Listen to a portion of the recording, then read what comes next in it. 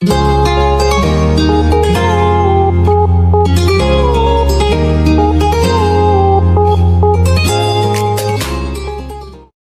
Student, today I will discuss about anti fungal antibiotics. जैसे कि हमने आपको पहली वीडियो में बताया था एंटी फंगल एजेंट्स के बारे में और उसके क्लासिफिकेशन के बारे में। तो उसमें जो पहली क्लास थी एंटी फंगल एजेंट्स की, वो थी anti fungal antibiotics. The anti fungal agents in current clinically use can be divided into the antifungal antibiotics and a variety of synthetic agents। जो कुछ एंटीबायोटिक्स ऐसी होती हैं जो कि माइक्रो ऑर्गेनिजम्स को प्रिवेंट करने के साथ साथ फंगल इन्फेक्शन को भी प्रिवेंट करती हैं, तो हम उसको इस कैटेगरी में रखते हैं एंटी फंगल एंटीबायोटिक्स की। तो हम पहली एंटी फंगल एंटीबायोटिक देखेंगे, amphotericin B. This is the first antifungal antibiotic and this is the structure of amphotericin B. अब हम देखेंगे एम्फोटेरिसिन बी के स्ट्रक्चर के बारे में, इस कंपाउंड के बारे में। Amphotericin B is a polyene antifungal antibiotic produced by Streptomyces nodosus with antifungal activity। Amphotericin B क्या है? पॉलीइन एंटीफंगल एंटीबायोटिक है, क्योंकि इसमें बहुत सारी रिंग्स प्रेजेंट हैं, इसका स्ट्रक्चर भी काफी ब्रॉड है और इसीलिए इसे पॉलीइन एंटीफंगल एंटीबायोटिक की क्लास में रखा गया है और प्रोड्यूस होता है स्ट्रेप्टोमाइसिस नोडोसस से, जिसमें एंटीफंगल एक्टिविटी होती है। ठीक है, तो ये एंटीफंगल एंटीबायोटिक है हमारा। इसके बाद amphotericin B is an antifungal agent used for serious fungal infection and leishmaniasis। जो एम्फोटेरिसिन बी है वो आपका एंटीफंगल एजेंट है, एंटीबायोटिक एंटीफंगल एजेंट है, और जो कि बहुत सीरियस फंगल इन्फेक्शंस में यूज होता है। एंड लीशमैनियासिस का मतलब है, जो लीशमैनिया होता है ये एक प्रोटोजोआ है और इससे कुछ ऐसी डिजीज होती हैं जो फंगल इन्फेक्शन ही होते हैं एक तरह से, जैसे कि ब्लैक फीवर सुना होगा आपने, कुछ स्किन डिजीजेस हो जाती हैं, तो इसको इनहिबिट करता है एम्फोटेरिसिन बी।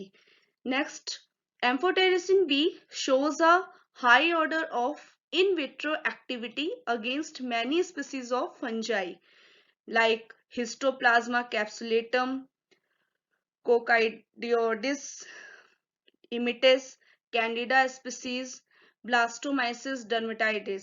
ठीक है, तो एम्फोटेरिसिन भी जो है उसके अंदर हाई ऑर्डर में इन विट्रो एक्टिविटी होती है against many species of fungi, जैसे कि मैंने यहाँ पे एग्जांपल्स दे रखे हैं।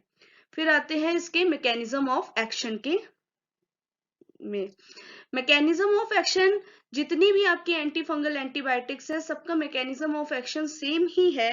मतलब जो कॉमन मैकेनिज्म ऑफ एक्शन है वो यही है कि जो आपकी एंटी फंगल एंटीबायोटिक है वो एर्गोस्ट्रॉल से बाइंड करेगी। एर्गोस्ट्रॉल क्या होता है? जो कि आपका मेन कंपोनेंट होता है formation of the cell membrane, जहां पे आपका फंगस का इन्फेक्शन हो जाता है और फिर वहां पे सेल मेम्ब्रेन के पोर्स को ओपन कर देगा जो भी आप ड्रग ले रहे हैं, और पोर्स ओपन होते ही जो भी वहां पे फंगल इन्फेक्शन हो रखा है वो लीक आउट हो जाएगा और आपकी सेल मेम्ब्रेन जो भी होगी वो मतलब प्रिवेंट हो जाएगा, वहां से इन्फेक्शन प्रिवेंट हो जाएगा। तो बाकी सब आपका जो मैकेनिज्म है वो सेम ही है, बस किस तरह से कौन सी ड्रग कैसे बाइंड कर रही है बस इसमें चेंज होगा।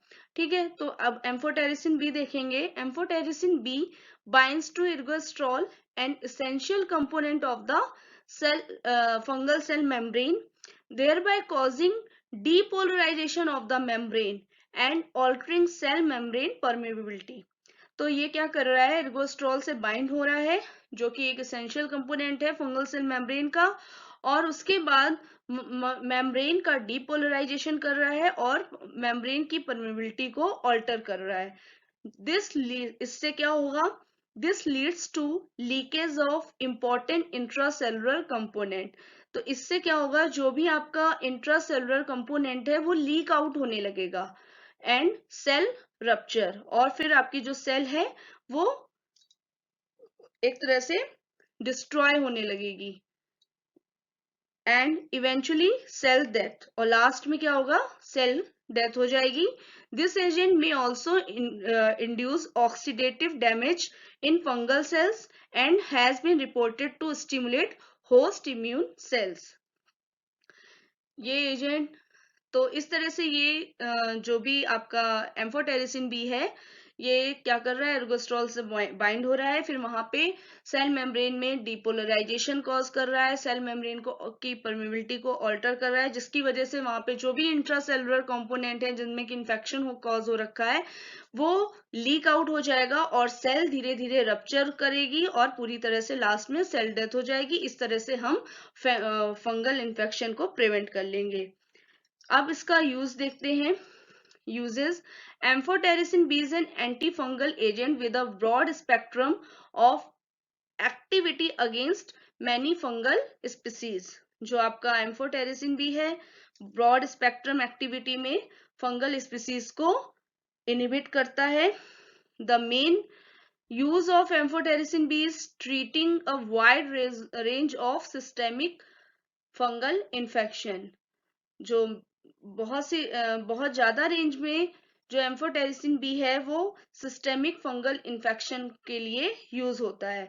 Amphotericin B is use for the life threatening protozoan infection such as visceral leishmaniasis. जैसे कि मैंने ऊपर बता दिया था कि ये बहुत लार्ज स्केल में जो सीरियस फंगल इन्फेक्शन है उसके लिए यूज होता है, और जैसे ये प्रोटोजोन्स आपका लीशमैनिया होता है उसके थ्रू जो इन्फेक्शन कॉज होता है, जिससे कि ब्लैक फीवर हो जाता है, स्किन के बहुत सारी डिजीजेस हो जाती हैं, हम काला फीवर बोलते हैं उसको, तो ये सब ट्रीट होता है by the amphotericin B. Next compound हम देखेंगे nystatin. This is the structure of nystatin. इसके स्ट्रक्चर में क्या होता है, this is macrolide antifungal antibiotic. इसे मैक्रोलाइड इसलिए बोला गया है क्योंकि यहाँ पे मैक्रोलाइड रिंग प्रेजेंट है। मैक्रोलाइड रिंग से मतलब है कि जिसमें काफी लैक्टोन रिंग प्रेजेंट होती है और साथ ही साथ पॉलीकीटाइड ग्रुप प्रेजेंट होते हैं, मतलब कीटोन रिंग प्रेजेंट होती है, कीटोन ग्रुप प्रेजेंट होते हैं। तो इसको हमने बोला है macrolide antifungal antibiotic complex produced by Streptomyces norisii, S. aureus and other Streptomyces species। Macrolide antifungal antibiotic होता है आपका नेस्टेटिन, जो कि प्रोड्यूस होता है कई स्ट्रेप्टोमाइसिस स्पीसीज से। फिर नेक्स्ट पॉइंट है नेस्टेटिन is a Pauline antifungal drug. जैसे कि एम्फोटेरिसिन बी की तरह ये भी पॉलीन एंटीफंगल ड्रग है, क्योंकि इसमें काफी बड़ा स्ट्रक्चर है, कई रिंग प्रेजेंट है, इसलिए इसे पॉलीन एंटीफंगल ड्रग बोला गया है। To which many mould and yeast are sensitive including candida species. जो नेस्टेटिन है उससे कई मोल्ड और कई ईस्ट जो होते हैं वो सेंसिटिव, मतलब इस ड्रग्स के थ्रू इनिबिट हो जाते हैं, और साथ ही साथ जो कैनिडा स्पीसीज से रिलेटेड आपके माइक्रो ऑर्गेनिज्म होते हैं, फंगस होते हैं, वो इनिबिट हो जाते हैं। Now I will discuss about mechanism of action of nystatin. Nystatin exerts its antifungal activity by binding to sterol in the fungal cell membrane. Nystatin क्या करेगा, जैसे कि अभी एम्फोटेरिसिन बी में हमने देखा था कि वो एर्गोस्ट्रॉल से बाइंड कर रहा था, जो कि फंगल सेल मेम्ब्रेन का पार्ट है, तो ऐसे ही आपका नेस्टेटिन भी स्ट्रॉल से बाइंड कर जाएगा फंगल सेल मेम्ब्रेन में। The drug is not active against organisms, example like bacteria that do not contain sterols in their cell membrane. ये ड्रग जो होगी, मतलब जो नेस्टेटिन है आपकी, ये उन ऑर्गेनिज्म जैसे कि बैक्टीरिया के लिए एक्टिव नहीं है जिनमें कि स्टेरॉल प्रेजेंट नहीं है, जिनकी सेल मेम्ब्रेन में। तो कहने का मतलब है ये सिर्फ उन्हीं ऑर्गेनिजम्स के लिए एक्टिव है जिनमें स्टेरॉल प्रेजेंट है। तो यहाँ पे यही मतलब है इसका कि ये बैक्टीरिया जैसे ऑर्गेनिज्म के लिए एक्टिव नहीं है। As a result of this binding, अब जो नेस्टेटिन है उसका जो स्ट्रॉल से बाइंडिंग होगी, उसका रिजल्ट ये होगा, the membrane is no longer able to function as a selective barrier and potassium and other cellular constituent are lost. तो अगर स्ट्रॉल से आपका नेस्टेटिन बाइंड कर जाएगा तो उसका रिजल्ट यही होगा, जैसे कि अभी आपने एम्फोटेरिसिन में देखा था कि जो आपकी सेल मेम्ब्रेन है वो लॉन्गर टाइम के लिए फंक्शन नहीं कर पाएगी और उसके जितने भी उसके अंदर सिलेक्टिव बैरियर है, पोटेशियम है, जो भी सेलुलर कंस्टिट्यूएंट है, सब लॉस हो जाएंगे। ठीक है, अब आते हैं uses of nystatin. It is an antifungal medication. It is used to treat candida infection of the skin. ये स्किन में कैंडिडा इन्फेक्शंस को ट्रीट करने के लिए यूज होती है। जैसे कि मैंने अभी बताया था, कैंडिडा स्पीसीज से जो इन्फेक्शन होते हैं उनके लिए नेस्टेटिन का यूज किया जाता है। तो इसमें कैसे इन्फेक्शन होते हैं, including diaper rash, thrust and vaginal east infection. यहाँ पे जैसे हम डायपर डायपर की वजह से जैसे रैशेस हो जाते हैं और इचिंग होती है, वेजाइनल इन्फेक्शंस होते हैं जिनमें रैशेस, इचिंग, इरिटेशन और आपका रेडनेस वगैरह हो जाती है, तो उसके लिए हम नेस्टेटिन का यूज करते हैं। इन्हें हम कैंडिडा इन्फेक्शन बोलते हैं, जो कि स्किन में होते हैं स्पेसिफिकली। फिर उसके बाद nystatin is a topically and oral antifungal agent. इसको हम टॉपिकली एजेंट भी लेते हैं, मतलब स्किन के ऊपर भी अप्लाई कर सकते हैं, and oral antifungal agent भी होता है, मतलब ओरली भी ले सकते हैं, with activity against many species of east and Candida albicans. Candida albicans वही है जिनसे हमें थोड़ा खुजली वगैरह जैसे रेडनेस, इचिंग ये सब होता है, उसको हम उसके मतलब कैंडिडा एल्बिकेंस के थ्रू होता है, which is used largely to the treat skin and oropharyngeal candidiasis। इसमें स्किन के साथ साथ ओरोफेरेंजियल से मतलब है जो हमारे नेक में इन्फेक्शन हो जाता है, जैसे नेक में रेसेस वगैरह, या कभी बोलने में प्रॉब्लम होती है, तो उसमें ये यूज होता है।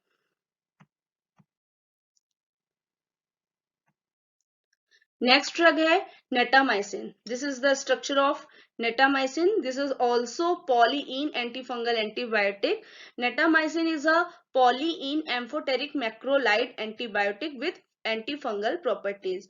अब नेटामाइसिन पॉलीइन एंटीफंगल एंटीबायोटिक भी है, मैक्रोलाइड का भी मतलब मैक्रोलाइड रिंग भी प्रेजेंट है, मीन्स लैक्टोन और कीटोइड रिंग भी प्रेजेंट है। साथ ही साथ ये एम्फोटेरिक भी है। एम्फोटेरिक से क्या मतलब है, ये हाइड्रोफिलिक और हाइड्रोफोबिक दोनों की तरह वर्क करती है। ठीक है, फिर natamycin is a polyene anti microbial. The chemical classification of natamycin is polyenes. It is produced as a secondary metabolite by some Streptomyces species। तो ये भी हमें Streptomyces species के थ्रू ही मिलती है। Amphoteric macrolide antifungal antibiotic from Streptomyces natalensis or S. chatenogenesis। ये this is the species which is which produce the amphoteric macrolide antifungal antibiotic। Mechanism of action: netamycin inhibits the growth of fungi by specifically binding to ergosterol present in fungal cell membrane। तो इसका भी वही starting है कि आपका एर्गोस्ट्रॉल से bind कर जाएगा, जो कि फंगल सेल मेम्ब्रेन में है। The molecule interacts irreversibly with the strawl, forming a sandwich like structure embedded in the hydrophobic core of the membrane between the two lipid layers। अब यहाँ पे क्या है, इसका बस थोड़ा सा डिफरेंस वर्क ये है कि जो आपका स्ट्रॉल होता है वो लिपिड लेयर के बीच में होता है, तो प्रेजेंट होता है। तो यहाँ पे और सैंडविच लाइक स्ट्रक्चर होता है उसका। तो जो भी आपका नेटामाइसिन ड्रग है वो इरिवर्सिबली, मतलब इरिवर्सली का मतलब है परमानेंट बाइंडिंग हो जाएगी इसकी स्ट्रॉल से, जो कि लिपिड के बीच में प्रेजेंट है, जिसमें सैंडविच लाइक स्ट्रक्चर फॉर्म कर लेगा, मतलब उनका सैंडविच लाइक स्ट्रक्चर होता है। तो ये वहां पे बाइंड कर जाएगा और बाइंड करके फिर मेम्ब्रेन को फ्रेगमेंट कर देगा। This cause membrane fragmentation and indirectly affect the function ergosterol takes part in, such as endocytosis and exocytosis, vacuole fusion, morphogenesis and amino acid and glucose transport across the membrane। तो ये जो नेटामाइसिन है ये permanent binding कर लेगा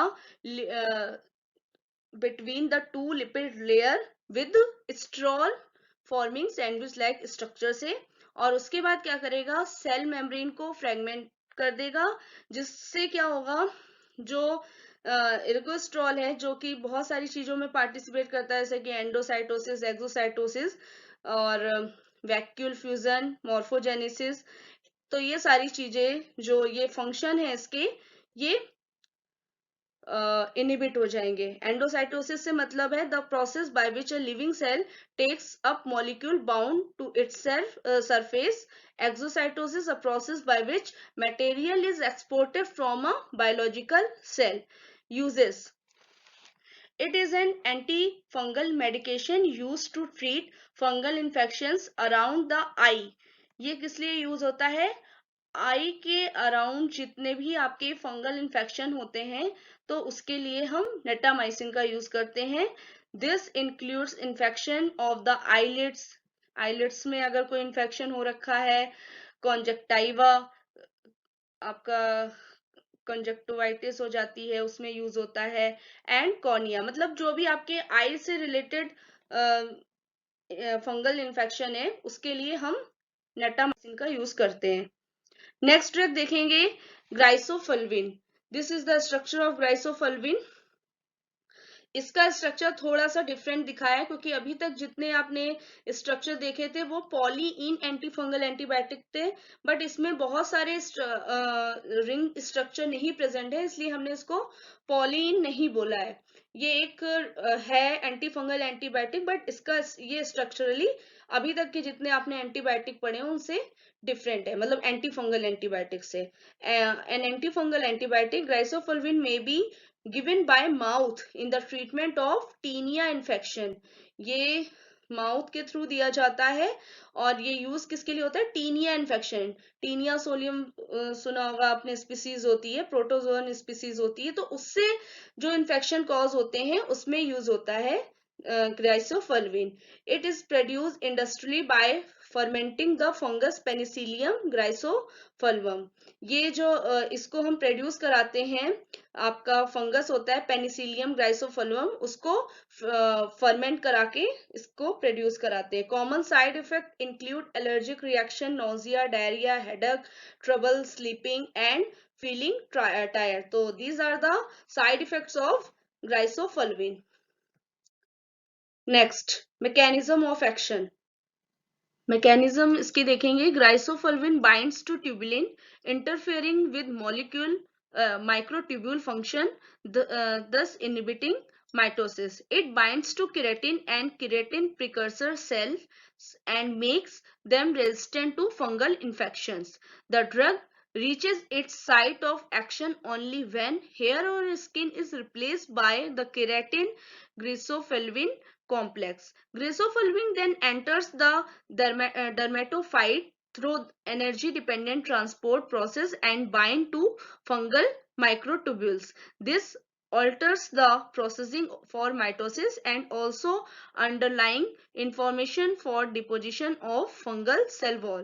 इसमें क्या होता है, ग्राइसोफल्विन जो है वो स्किन फंगल इन्फेक्शन के लिए यूज होता है। अब स्किन में क्या होता है, हमारे क्रिएटिन प्रेजेंट होता है एज अ प्रोटीन, तो ग्राइसोफल्विन क्या करेगा, एक इसके साथ मिलके, क्रेटिन के साथ मिलके क्रेटिन ग्राइसोफल्विन कॉम्प्लेक्स बना लेगा।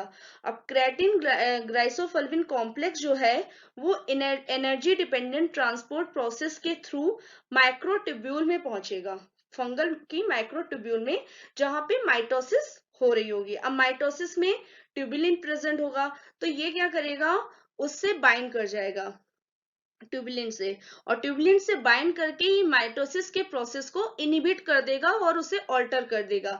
जैसे ही ये इस प्रोसेस को इनहिबिट या ऑल्टर करेगा तो आपकी जो भी फंगस की माइटोसिस का प्रोसेस है वो रुक जाएगा, और इसी तरह से हम प्रिवेंट कर लेंगे फंगल इन्फेक्शन को। यूजेस क्या है इसके, griseofulvin is an anti fungal medication use to treat number of type dermatophytosis like ringworm. This include fungal infection of the nails and scalp as well the skin. ग्राइसोफल्विन मैंने पहले ही बताया skin fungus infection के लिए use होता है, तो यहाँ पे यूज हो रहा है ये डर्मेटोफाइटोसिस मतलब जो हमारे स्किन के ऊपर फंगस प्रेजेंट होते हैं, जैसे कि रिंग वॉर्म बोलते हैं हम, तो इनके लिए यूज होता है। और नेल्स स्कैल्प के लिए भी में भी जो फंगल इन्फेक्शन हो जाता है उसके लिए भी हम ग्राइसोफल्विन का यूज करते हैं।